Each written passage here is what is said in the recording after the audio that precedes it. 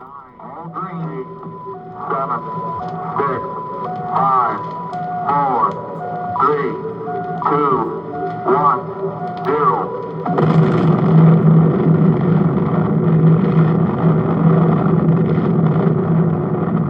Since the splitting of the atom only a few decades ago, and through his God-given genius of science, man, at last, has succeeded in penetrating further and further into the unknown vastness of space. The moon has become the launching base for advanced exploration. From this pivotal point, astronauts, at the risk of their lives, set out to conquer nature's mysterious forces. Yet many questions remained unanswered. What is his Earth in relation to the inconceivable number of other worlds? Is his speed truly the fastest, his achievements the greatest? Or is he a mere unimportant piece of driftwood floating in the vast ocean of the universe? Could there be life similar to our own on other planets? Is it not possible that atmospheric conditions of relative environments control their shapes and forms? If so, would they be giants? Or could perhaps the opposite be true? Could their intellect have reached a scientific level far above man's dreams? What then will the future reveal if this story you are about to witness is only the beginning?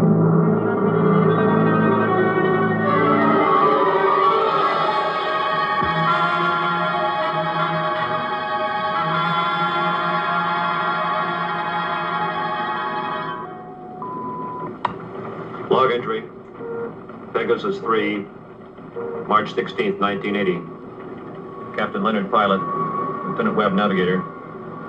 This is the 7th and last day of Space Reconnaissance Research, Flight 361, from United States Air Force Lunar Base 1.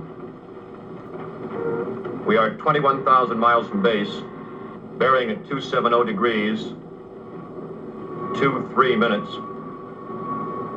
Azimuth at plus 46 degrees, 46 degrees, 50 minutes, ecliptic. On routine successive approximation by trajectory computer using data from the Space Position Recorder. It's quiet and lonely out here. And frankly, we'll be happy to get back to that dreary old moon.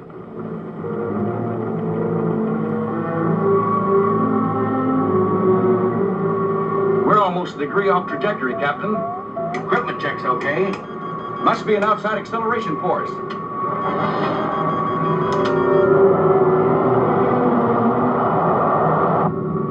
Something approaching fast. I'm setting up auto evasive pattern. A large planetoid object is on a direct collision course with us. We are under 11 G's exterior acceleration and have no control whatsoever.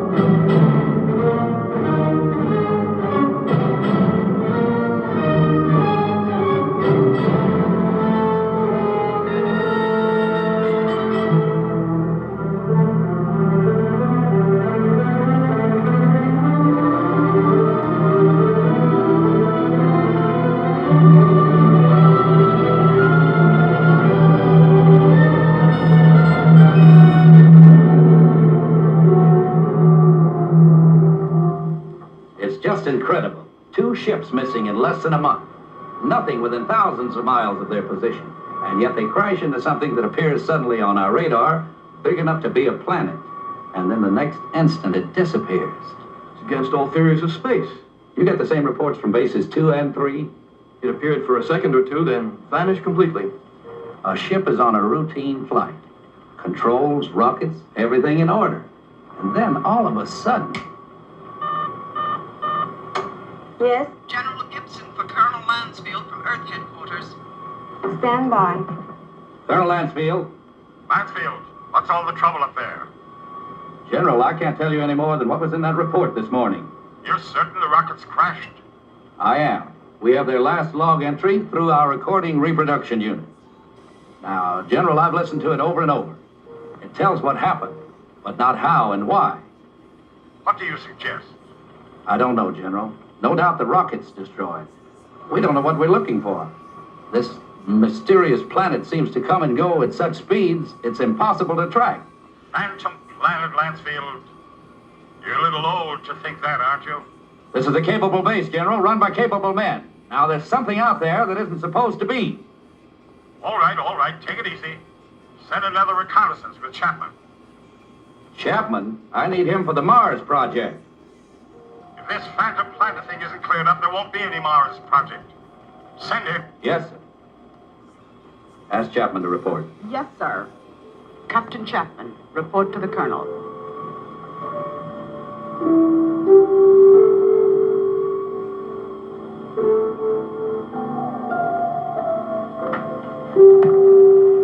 Sir, I've been testing the pressure equipment for the Mars project. Forget about that now, Chapman. You leave tomorrow morning. The General wants someone with your experience. I don't know whether to feel flattered or not. What exactly will I be looking for? A floating space monster? This is no joke, Frank. I wish it were. Sorry, sir. You know how rumors move around the space. Well, it's one of the things we hope that you'll dispel. Well, you're the colonel. I'll take a crack at anything once. And that's about all you'll get, Frank. One crack.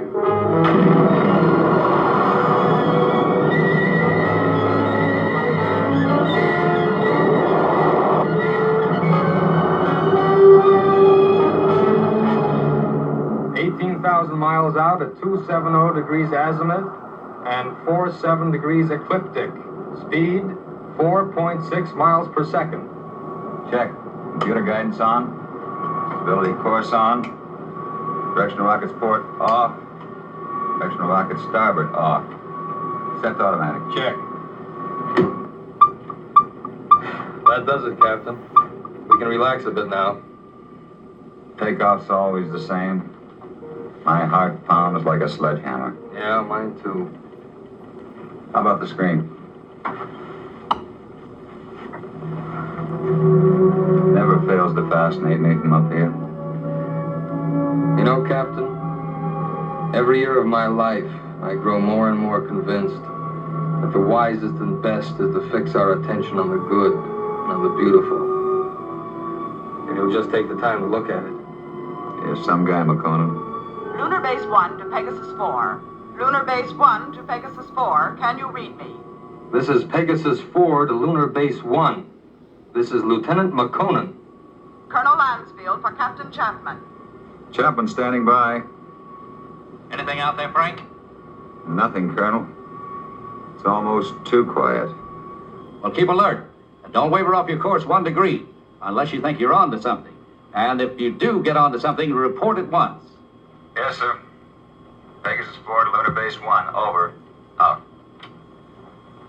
I hope whatever was out there is gone now.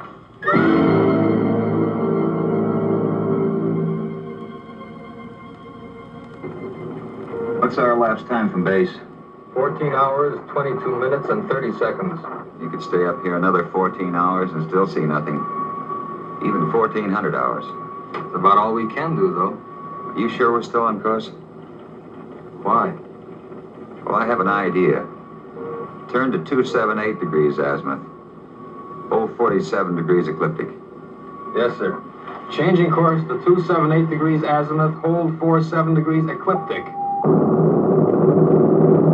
Clansfield tells us to charter the same course Pegasus 3 took. Well, that's fine, but I don't think we'll get anywhere. This strange planet dashes about like it's supposed to. It figures we won't find it around here. So we're changing course. Lightning never strikes twice in the same place. Precisely. You with me? Like I said, you're the captain. I'll take a new reading. Thanks, Ray.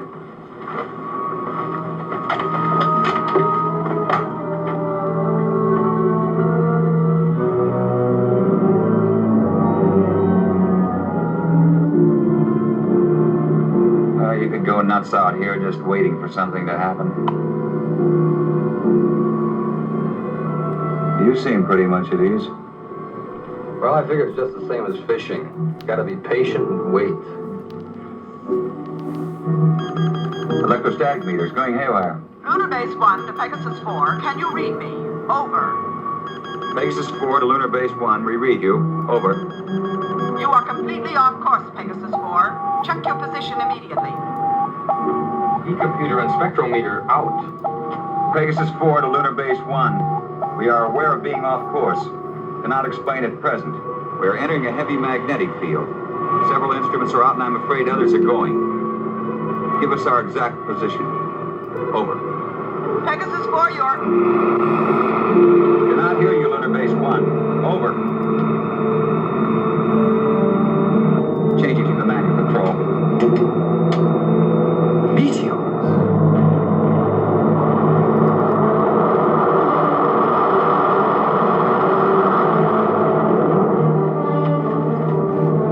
Boy, that was close. Yeah, and I'm afraid it isn't over yet.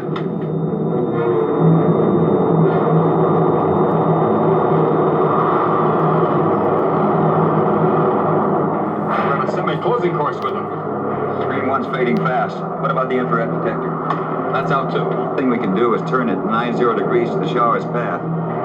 More meteors are coming, it's our only chance. That will be to 311 degrees azimuth and minus 12 degrees ecliptic. Here they come. This is it.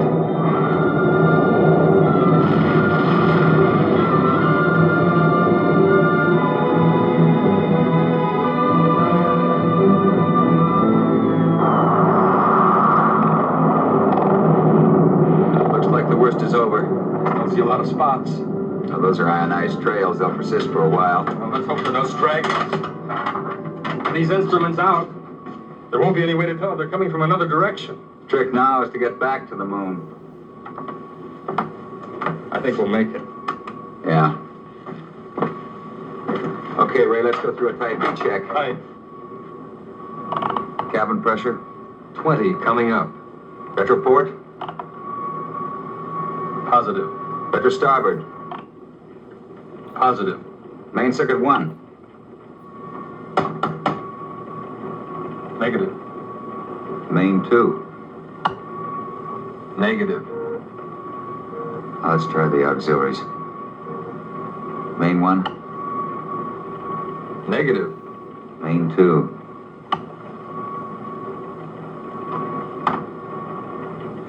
That's not in the circuits. You know, the meteors must have smacked into the propulsion elements. Our feed lines. Yeah, we're lucky. Well, there's only one way to find out. Looks like it. You know, there's one thing sure. What's that? They knew what they were doing when they forced us to go through those space drills dozens of times. If I remember correctly, you had a different opinion. They don't rub it in.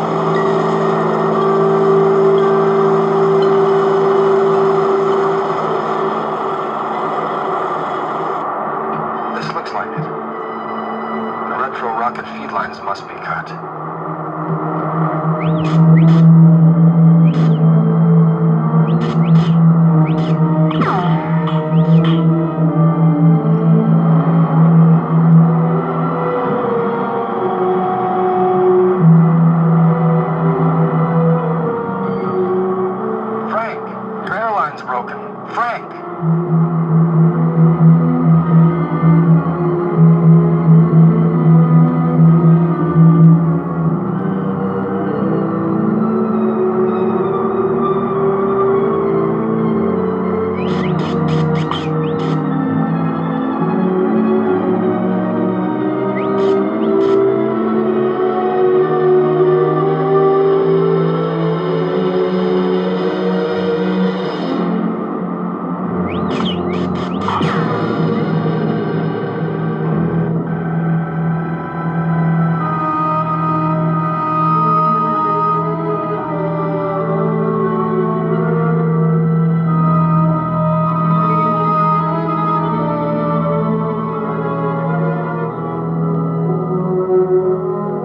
Our Father, who art in heaven, hallowed be thy name.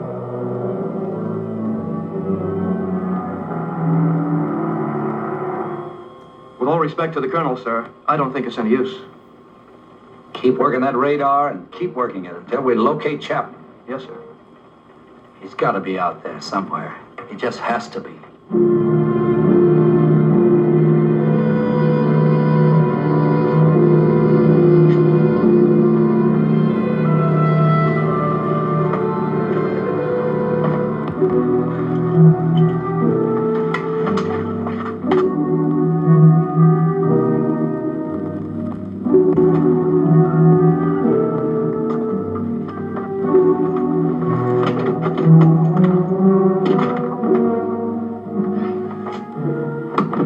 Ray.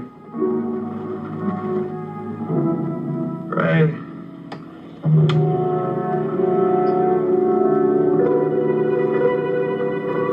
Lieutenant McConan.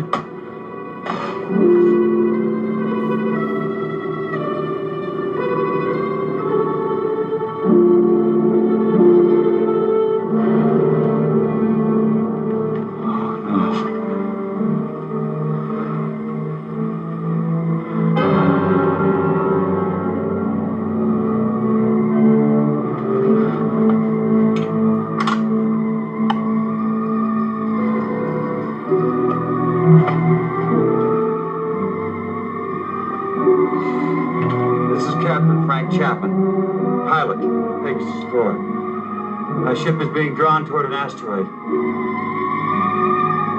Instruments completely out of operation. Navigator McConan, lost.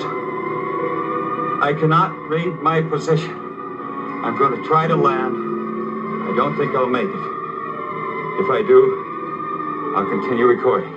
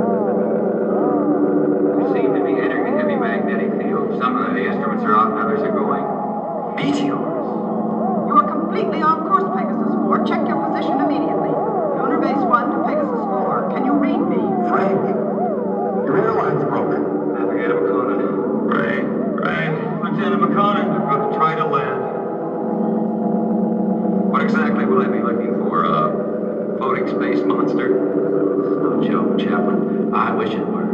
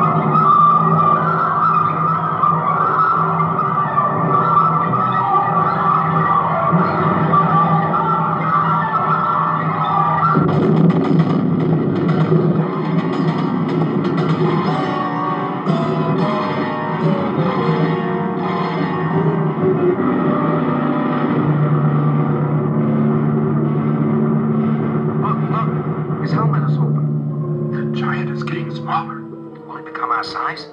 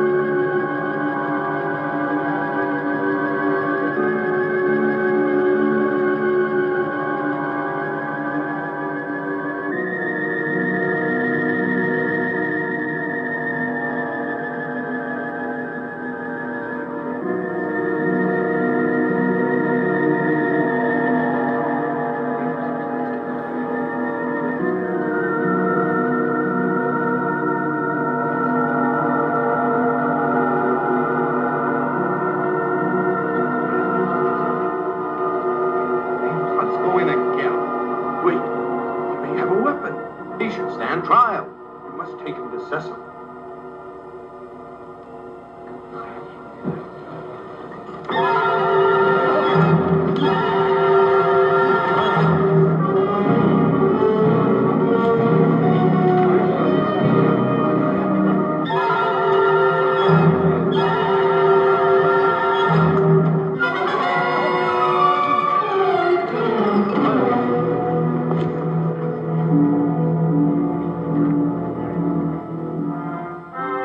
We will begin the trial. Yes, Cecil.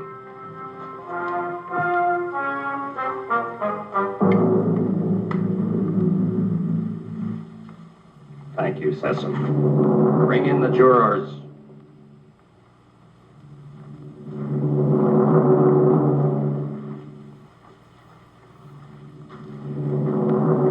Will Ipsilata step forward?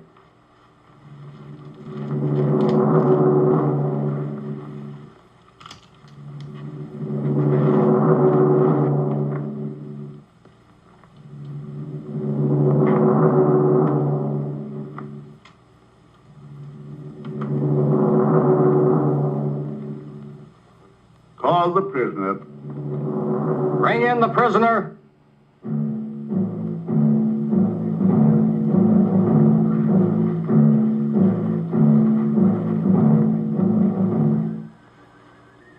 Stand here, in front of our leader and our judge.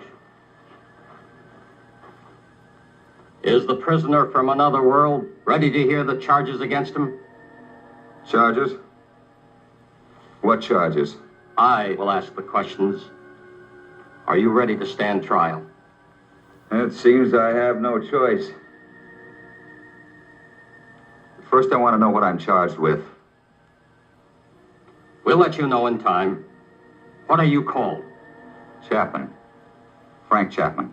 What is your occupation in the world from which you come? I'm a captain in the Air Force of the United States, a country on Earth, Space Exploration Wing. But you must know about us. You speak our language. We do not speak it. But here on Rayton... Rayton? Yes, Rayton, the name of our planet. Here we are able to translate all languages through voice tone waves. Why all these explanations? Let us go on with the charges. You're right, Heron. This is no time for explanations. Man from Earth, you are accused of causing injury to one of our people. I thought I was being attacked and I defended myself. I didn't want to come to your world. I lost control of my ship. It was like being pulled toward your planet by an enormous gravitational force. You were, when you came into our path of travel. Path of travel. Phantom planet.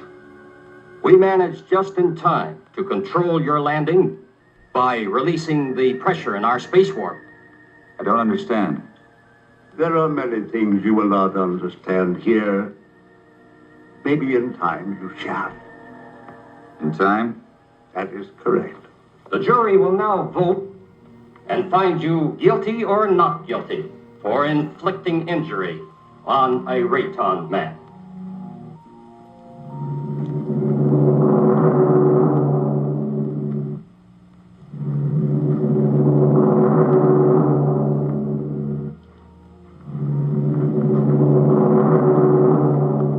The verdict, Judge.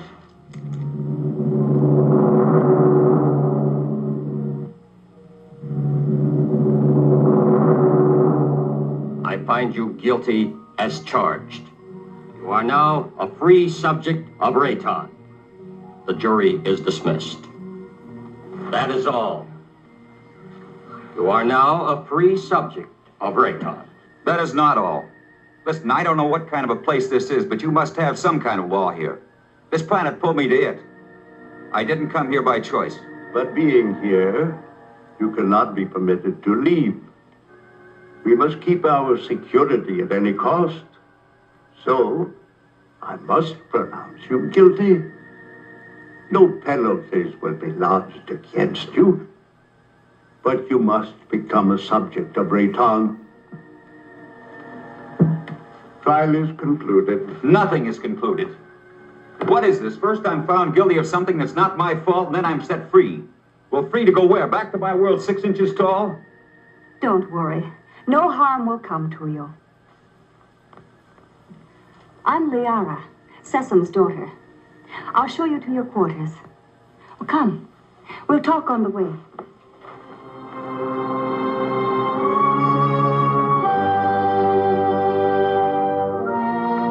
What has happened to me? You mean your size? Well, our atmosphere, together with some acceleration from our gravitational control, has reduced you to normal. Normal? Normal for us. You see, everything here is in proportion to our planet's size. We know several worlds that have creatures larger or smaller according to the size of their world. Do you feel any different? No, but it's not exactly funny to think that someone on Earth could carry me about in their pocket. Oh, that would never happen. The oxygen in your atmosphere would restore you immediately to your regular size. But either way, it wouldn't matter. You'll never see your world again.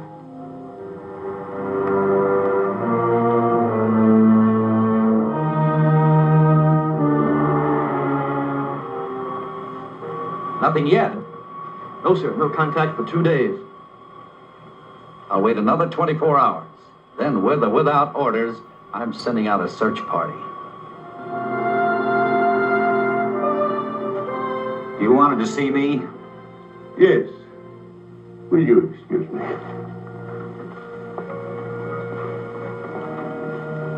We must talk about your future. Your future on Rayton. My future on Rayton? I want to talk about getting back to my world, back to Earth. I'm afraid that is impossible. You might as well accept your fate of being one of us. Being one of us, you must be productive in one way or another. Well, what is it you want me to do? You must help us to keep spaceships from your world from landing here. But that's my only hope of getting back. Forget about it. 2 ships in my unit disappeared. Did they crash here? Unfortunately, yes. They were pulled into our strong gravitational field. Well, so was I. Yes, but luckily we were aware of your approach and lowered the power on our gravity field. I don't get it. In many ways, you're hundreds of years ahead of our science. Yet you live in such a primitive manner. It may not be as odd as it seems. It's true that our technology may be much further advanced than yours, but then a strange thing happened. Well, what was that? We had machines do all our work. People on Rayton became completely free of all labor, practically of all responsibilities. Our people became soft and lazy. They did not know how to cope with their free time. They started to fight amongst themselves. That's very interesting. Many people on Earth are beginning to face the same problem. Too much free time, too little work. Problem not at all unique in the history of the universe. Well, what happened on Rayton? Our forefathers then made a wise decision. They returned to, as you say, our primitive ways. The Raytons again had to toil for their living. They became much stronger, much happier, much more valuable. But you didn't forsake all of your scientific achievements. No, we retained the secret of the gravity control for our survival in space, and the secret of our food production for our survival on this barren planet. You've sacrificed advancement for this. Sesame rules us and we are content. Now, can't we get on with this, Sesame? Errand is hasty. We all are. Our lives have been changed so much. I would like you to become acquainted with our ways. Later, you may choose a wife. Liara or Zeta. Zeta cannot speak, but she is a fine woman. Well, between the two, it would be difficult to make a choice. It is no problem. You may take your time, but once you've made your choice, remember, it must not be taken lightly. You must be hungry. Come with me. Liara, go now and learn our ways, and perhaps you may help us with our problems. You can decide about this later. Now you need to eat and rest.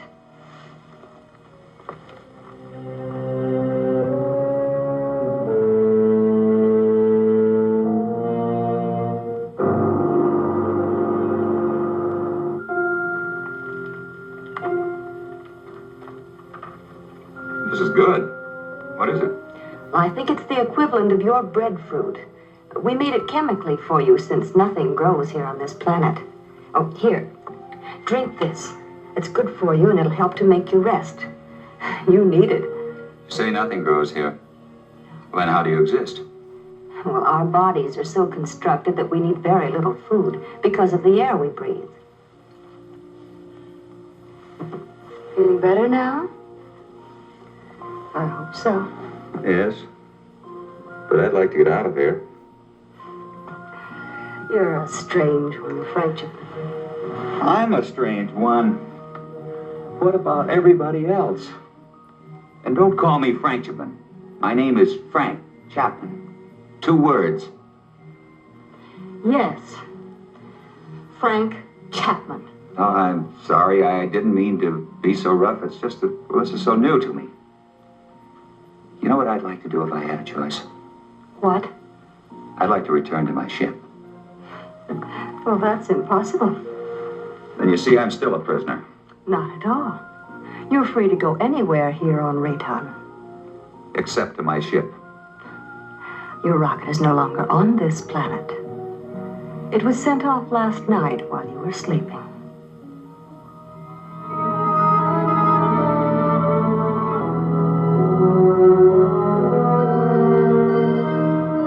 I cannot rate my position. I'm going to try to land. I don't think I'll make it.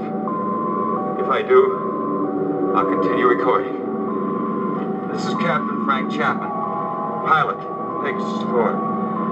My ship is being drawn toward an asteroid. Instruments completely out of operation. Navigator McConan. Lost.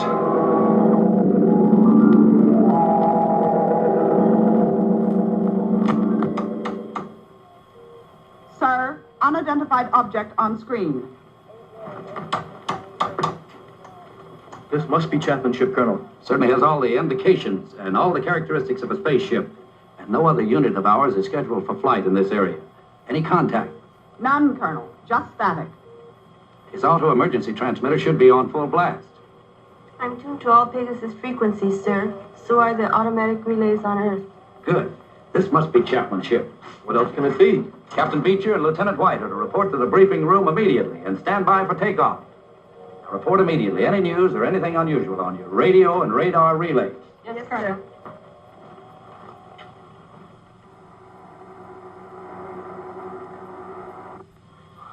The rescue ship is in the countdown phase, sir. They're waiting for your final operation orders.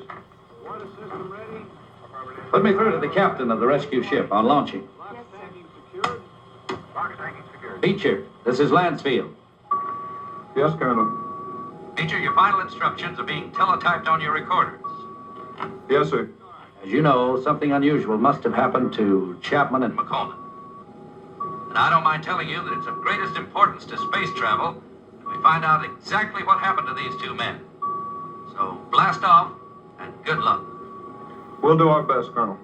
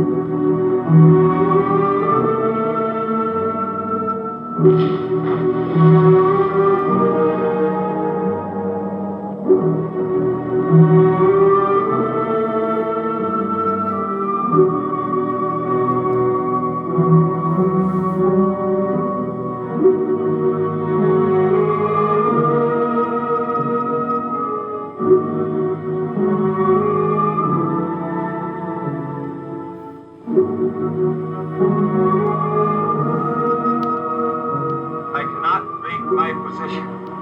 I'm going to try to land. I don't think I'll make it. If I do, I'll continue recording. This is Captain Frank Chapman, pilot, Pegasus 4. My ship is being drawn toward an asteroid. Instruments completely out of operation. Navigator McConan. Lost.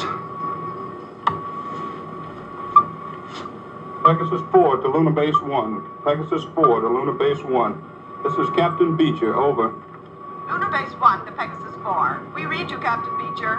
Good work. Stand by for Colonel Lansfield. Beecher, how are they? They're not. I mean, there's no one on board. There isn't a sign of life. Two men just don't get up and walk off a rocket in the middle of space? No, sir. Then what the devil? Chapman recorded a final message, sir, but it doesn't make sense. Our repro units are picking it up. We're examining it. Can you bring her in? I'll have to check out the instruments, but I think so. All right, give it a try. White can bring your ship in. Yes, sir. And Beecher. Yes, sir. Good luck.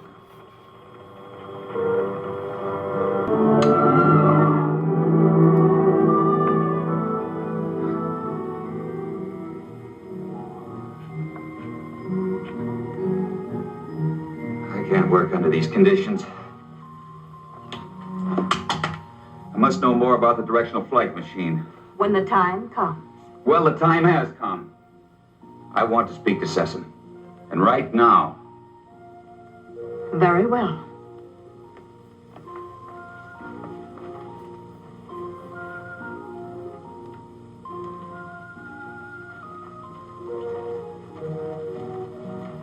Father, Frank Chapman wishes to speak with you. Do you want to talk about Liara? That isn't what I came here to discuss. My work has reached a stage and I need to know more about your gravity control. It is too soon. Now, how do we know he's not a spy for the Solarites? You're too distrusting, Heron. All right. You may see it.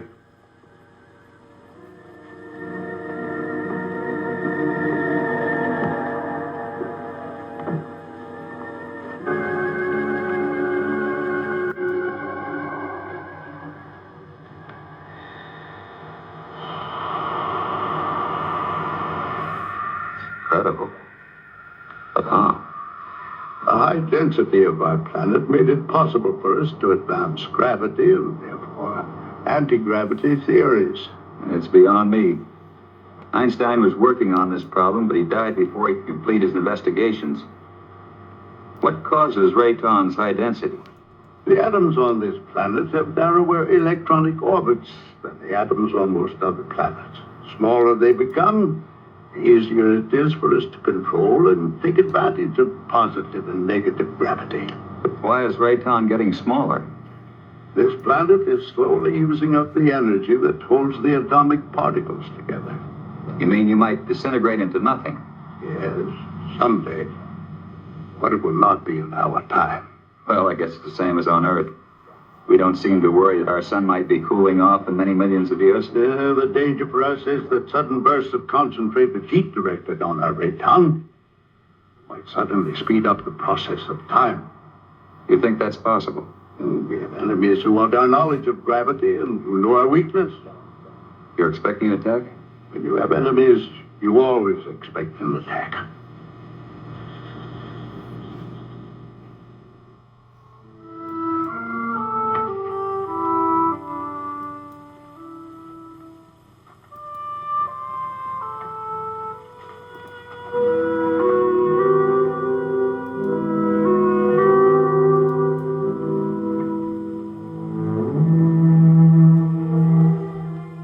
Hello.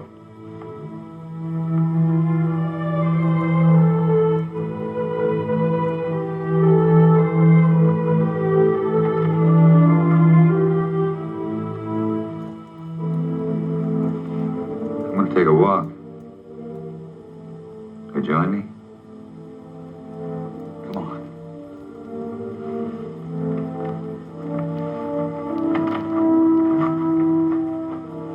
You know, this is the first time I've had a chance to talk to you alone.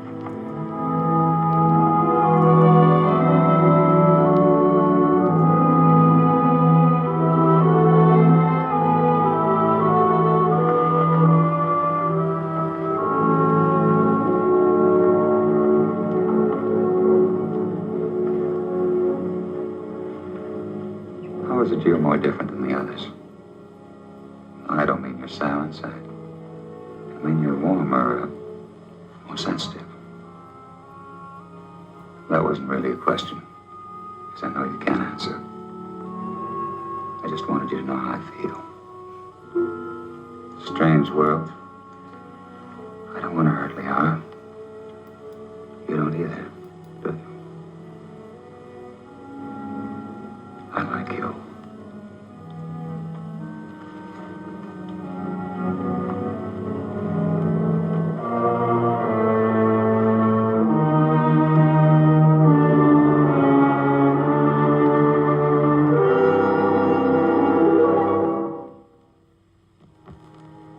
I have charges to make against the Earthman Chapman. He is imposing himself both on Liara, your daughter, and the mute girl Zeta. Now, this is an insult to Liara. You know I love her. And a direct insult to me. I am asking, rather, I am demanding your permission to challenge him to the duel.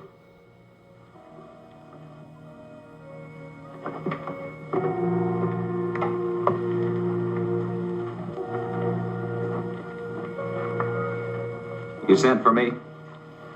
Yes. I have reports about you that are not good. That you're causing much trouble. What am I supposed to have done now? You are forcing your attentions on Liara, and then on the mute girl Zeta. That's not true. Why don't you ask them? He lies. Siren.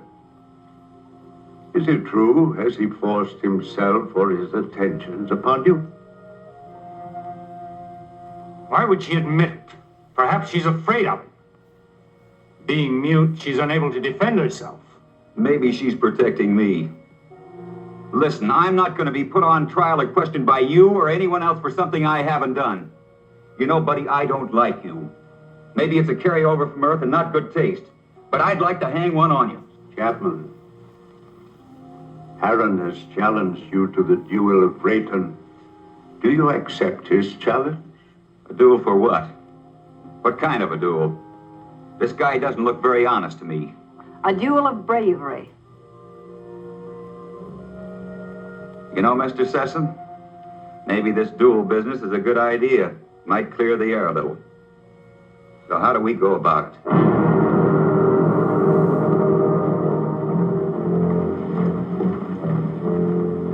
Aaron, you know the rules for the duel of Rayton. But for him, I'll have to explain and show the results. Chapman, come here. Those are gravity plates that we've had placed here. Their intensity is so high that any object or any person placed on any one of them would immediately disintegrate. Here, let me show you.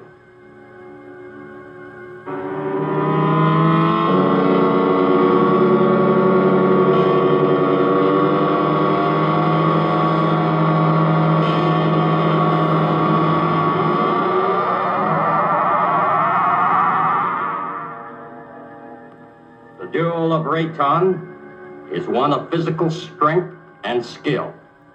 You will use this rod and attempt to push your opponent on top of one of the gravity plates. You saw what happened to the rock.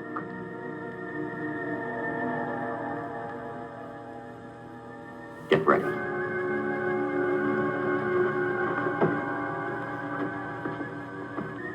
Put the combat rod in position.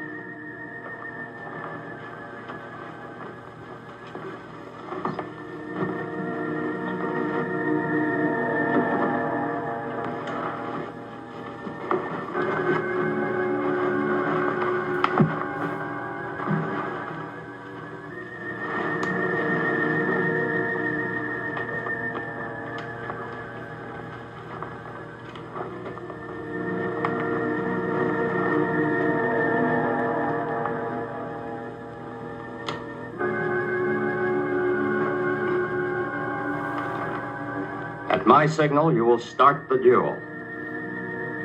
There can be no quarter called and no quarter given. The fate of the victim is in the hands of the victor. The moment has come. At my light signal, you will proceed.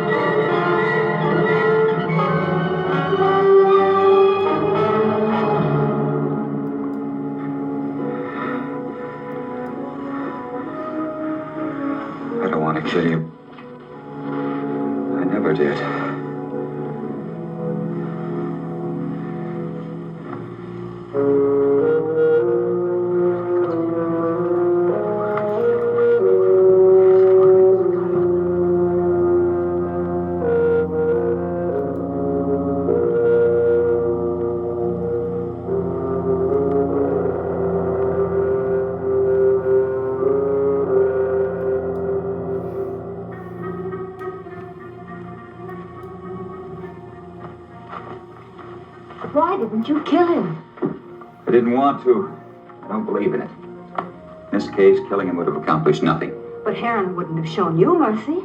He'd have killed you because he wants me. But I don't love him. I love you. If you'd felt anything for either one of us, you could have stopped this duel. What? You know what I think? I think you were waiting to see which one of us won and then take the one that was left over. What? No, Liara, I don't love you. I don't even know if I like you. But let me tell you this. You can't make someone love you. It's got to come naturally. You can't force it, you can't command it. If you do that, you'll never find it. Oh, this whole thing is like a nightmare to me. I miss my people. Well, I've got to make some attempt to get back. And if you feel anything for me, you'll try to help me. Well, perhaps you're right.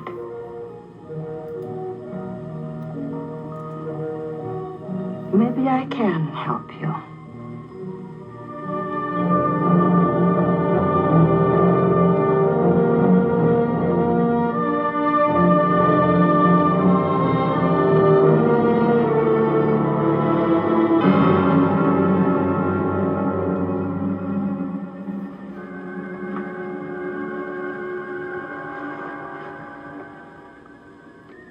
As you said, I don't want to kill you. No, I think I could understand your somewhat quaint language if I were on your Earth level. Why don't you kill me? You didn't kill me. You had the chance. Well, what about the knife?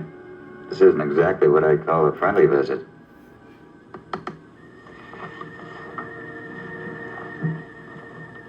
You help me. I have a plan whereby I might help you to leave our planet. Perhaps it will work. I don't see how this is possible. What about my size? I inspected your giant suit. And the oxygen tank holds air from your own world. Now, isn't that right? Yes, of course, but why? No, never mind that. It's not important. You see, the whole plan is based on the theory that your people are searching for you. Now, I must get you back before they attempt to find you here. I know they've been searching and will eventually zero in on this planet. I think I can get you back in time. Yes, but you're doing this because of Liara, aren't you? Yes, I am. I'm in love with her. I don't think she loves me yet, but perhaps with you gone, she will see things in a more realistic light in time. Well, how can we get my suit into the open? I have some men I can trust. Incessant? No. You must never know. Otherwise, we both will be put to death. 2 nights a week, I'm alone. In complete charge of the master control center. Can one man handle it? Yes. And on one of those nights in the near future, while Sesame's sleeping, I will maneuver Raytown within a distance of your Earth's moon. You think they'll be able to see us? Precisely. They will investigate and find you.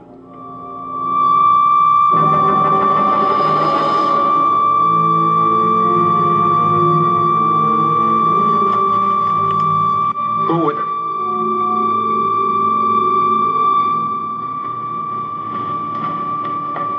What is this? What's happening?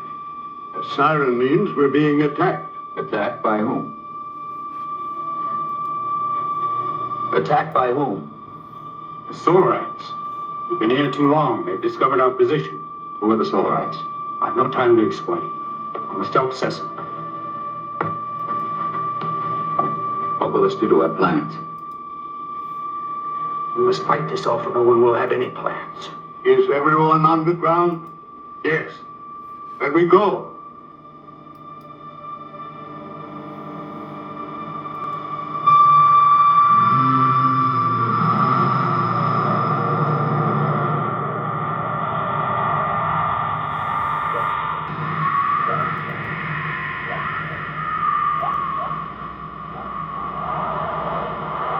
We're safe for the moment. I fear they won't give up so easily.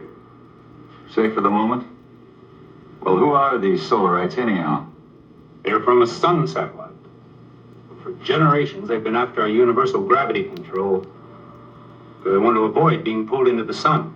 If we don't stop them, they'll eventually attack your Earth. Liara, show him the prisoner. Prisoner? Come.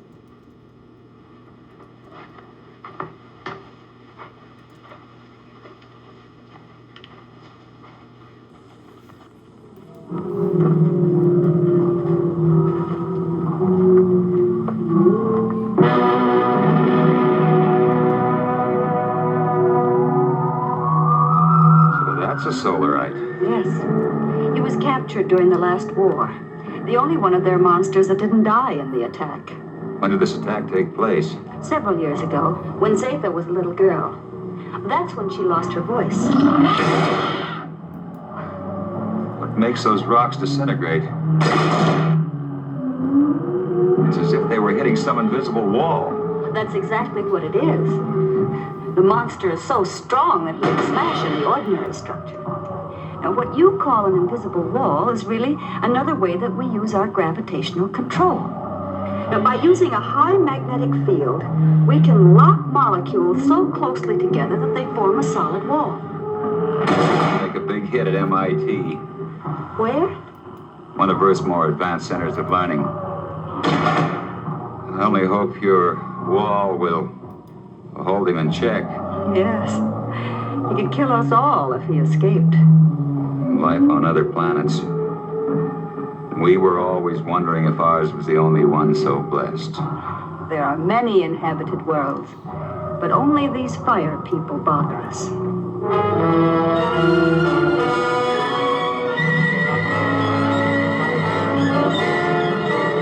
We have been sighted by the enemy. They are forming a concentrated attack pattern 6, vernier index 1-2. That's 6. They never attacked on that one before.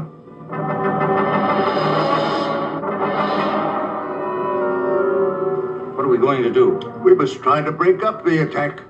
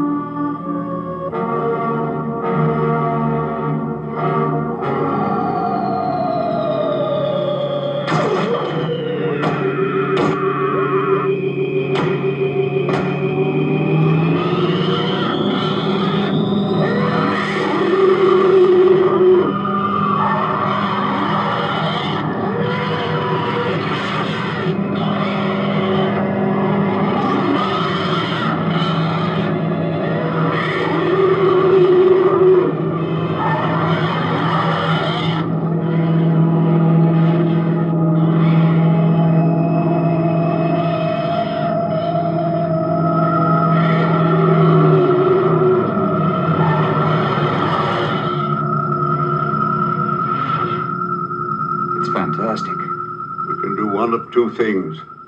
Outrun them or fight them. Well, breaking up a formation is one thing, but how can you fight them? Do you have a chance? We have to settle that once and for all. Living in constant danger isn't worthy of us. Don't forget, we still have the gravity control. The greatest danger to us is the high-intensity heat bomb. That's right. They have enough concentrated heat to blow up our planet instantly.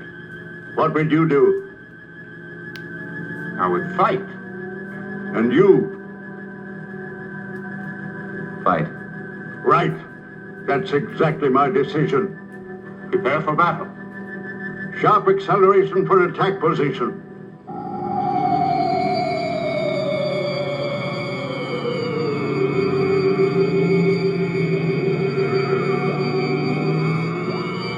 Maneuver so that we face the enemy when they attack.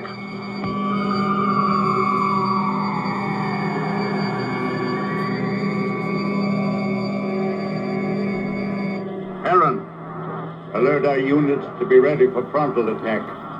All units, prepare for frontal attack.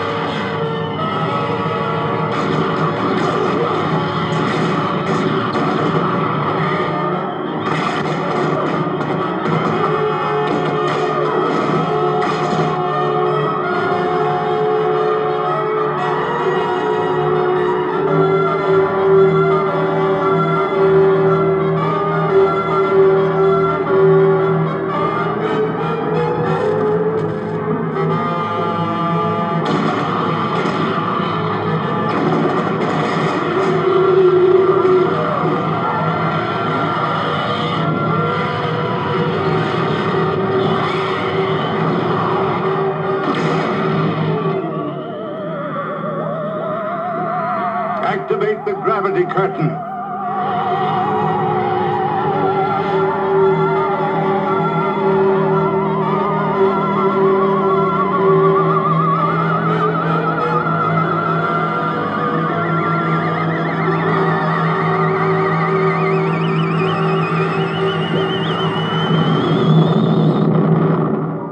Oh, it was a magnificent victory. But I'm deeply plagued with regret when I'm forced to destroy. If it wasn't them, it would have been you. Perhaps you are right. You're wise, Chapman. One day you and Harrod will lead our people. Well, I'm honored and grateful, I but... will teach him all he needs to know.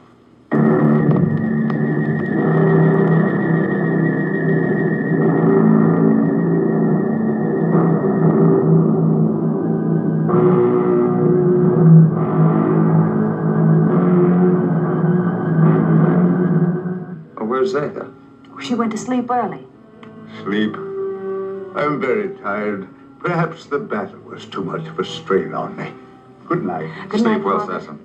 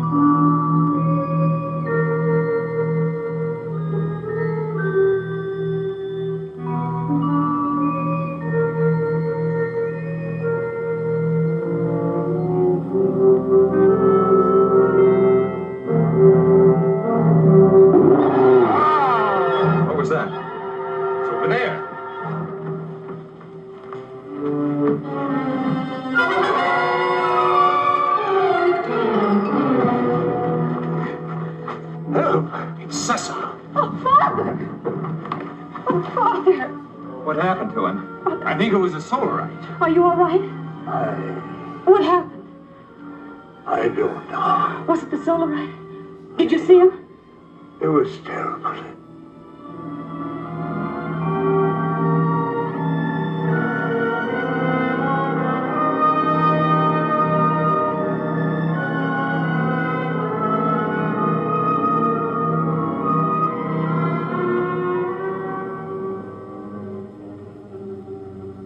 I'm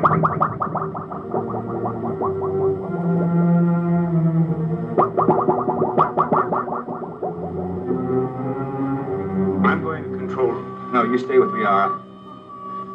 Chapman. Yes? Go through that corridor. It's shorter. Thank you. But be careful. I'll be all right. Oh, Heron.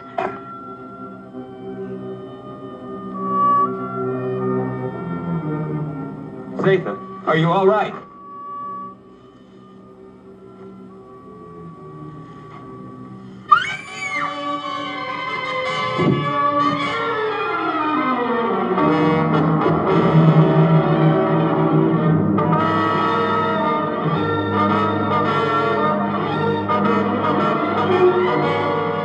Hey, watch the plates!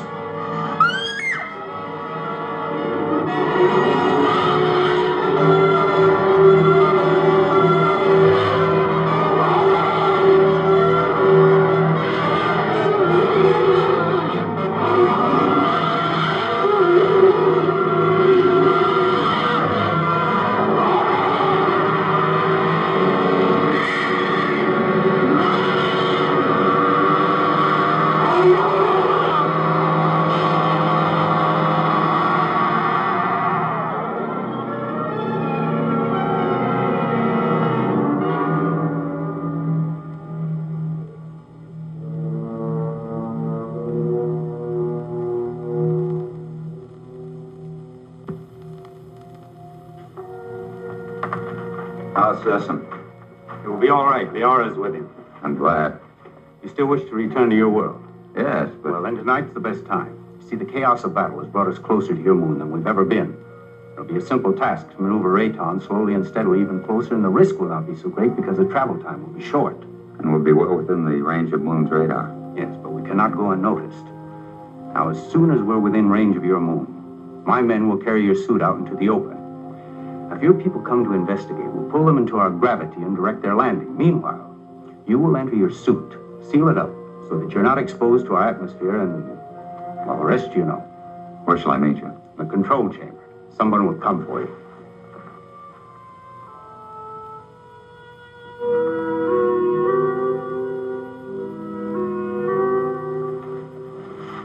Zatha. It's you. Yes, Frank Chapman. But you can talk. From my fright when I thought you were going to be killed, something happened. And after I screamed, I found I was able to speak. Zatha. I have many things to say to you, Frank Chapman. But it's so wonderful you being able to talk. And I have so many things to say to you. Oh, everything has been terrible. You're so lovely. You have such an adorable little face.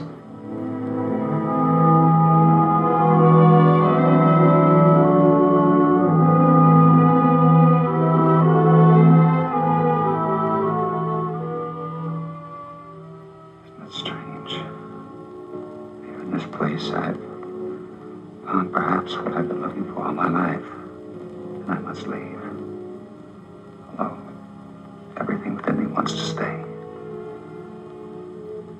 It's my solemn duty to leave. You understand that, don't you?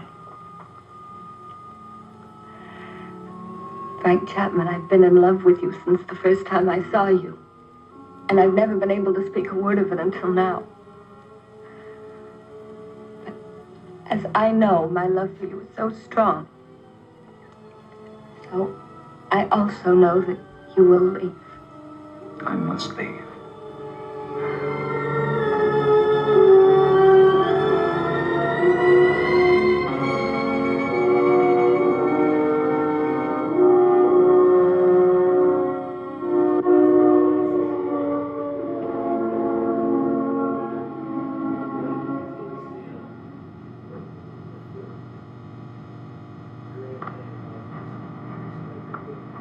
Good, you're on time.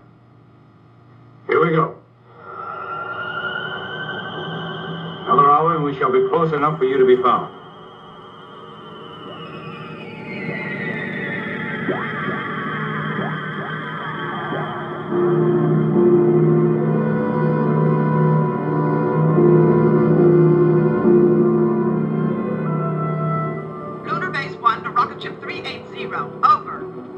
This is rocket ship 380 to Lunar Base 1. Over.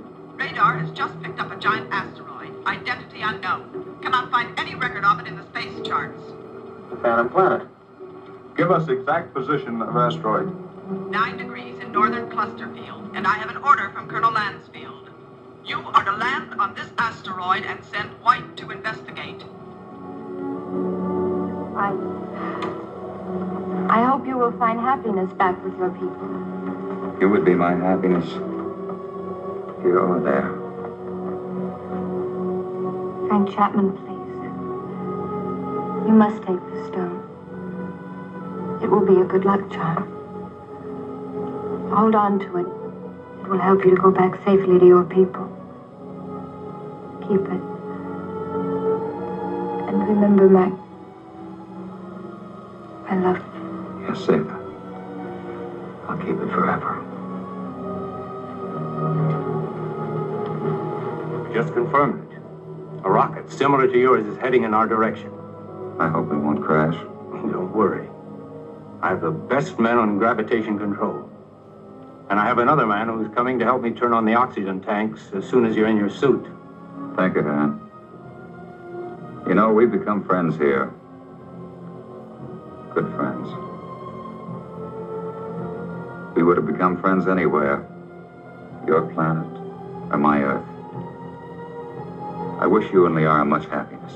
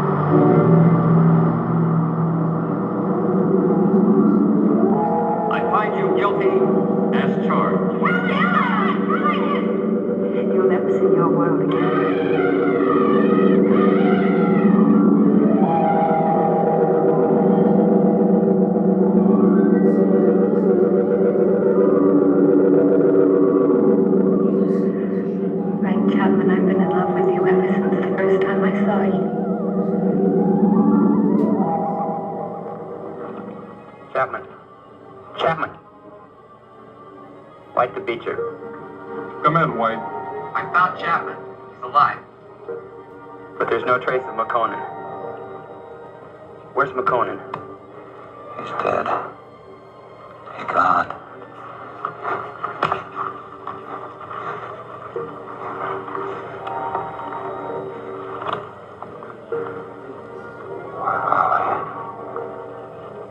Where are they?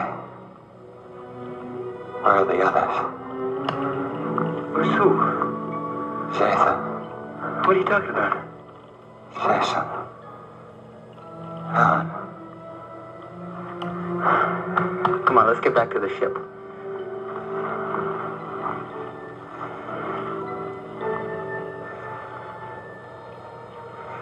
White to Beecher. I'm bringing him in. He seems to be all right. He said McConan is dead. He keeps talking about other people. I think he's in a state of shock. Do you need assistance? No, Captain, I can handle him alone. You know, Frank, you're a lucky guy. This is a wandering planet. Could have carried you anywhere. I'm sure glad we found you. Zeta. Where is she? What you need is a rest.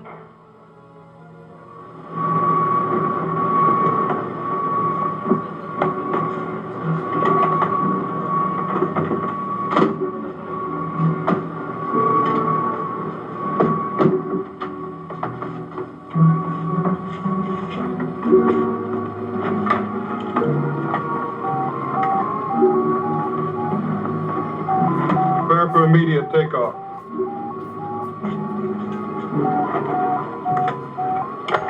How do you feel, Chapman? don't know. I don't understand. It's unbelievable. We'll get you back to Moon Base for a thorough examination. Do you think you're hurt? I don't think so. You must have been knocked out for quite a while. I must have been dreaming. Quite possible you were delirious. The shock of the crash landing of your ship. Ray's gone. But I just left safe in her.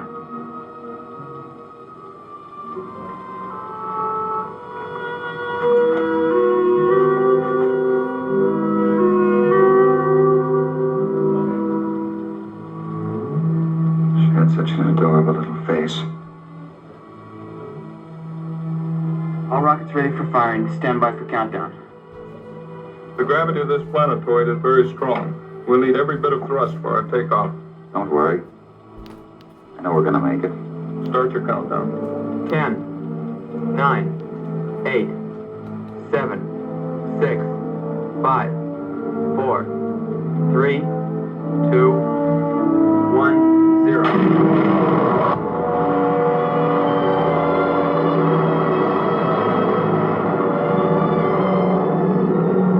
Cut off power. Power off. Rear screen. Rear screen.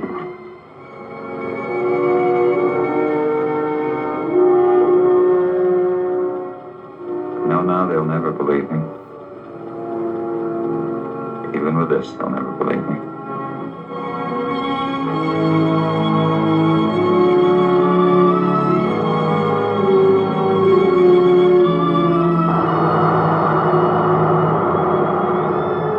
What then will the future reveal? If this story is only the beginning, only the beginning.